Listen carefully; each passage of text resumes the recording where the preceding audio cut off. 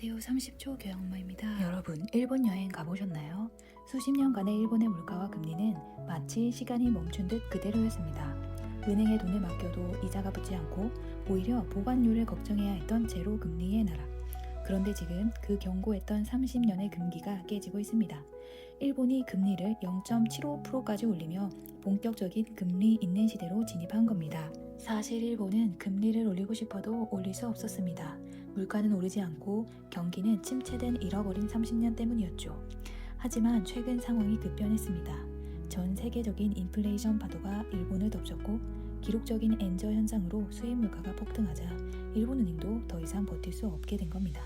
결국 돈을 풀어 경기를 살리던 시대에서 돈값을 올리는 시대로의 대전환을 선택했습니다. 이 변화는 일본 사회 구석구석을 흔들어 놓고 있습니다. 우선 평생 이자를 제대로 받아본 적 없는 은퇴 세대에게는 반가운 소식입니다. 은행 예금에 조금씩 이자가 붙기 시작하면서 얼어붙었던 소비가 살아날 수 있다는 기대감이 나오고 있죠. 하지만 우려되는 부분도 분명히 있습니다. 일본 주택담보대출의 70% 이상은 변동금리인데요. 금리가 오르면 내 집 마련에 나섰던 젊은 층의 이자 부담이 이전보다 늘어날 수밖에 없기 때문입니다.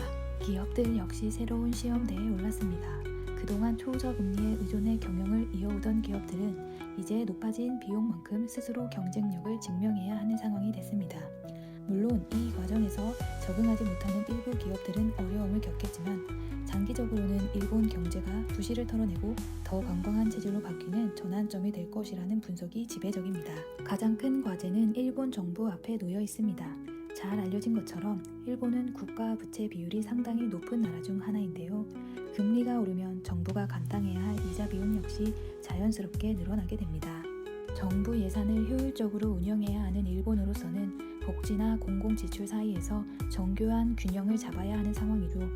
30년 만의 금리 정상화가 일본 경제의 새로운 도약이 될지 아니면 풀어야 할 어려운 숙제가 될지 전 세계가 주목하고 있습니다. 이러한 일본의 변화는 우리에게도 중요한 메시지를 던집니다. 엔화 가치가 오르면 우리 수출 기업들의 가격 경쟁력에 변화가 생기고 아시아 시장을 향한 글로벌 자금의 흐름도 새로운 방향을 찾게 될 겁니다. 10년 만에 멈췄던 시계 태엽을 다시 돌리기 시작한 일본. 이 거대한 실험은 과연 일본 경제를 다시 활기차게 만들 수 있을까요?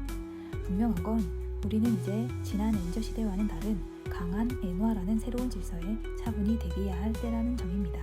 도움이 되셨다면 구독과 좋아요 눌러주세요.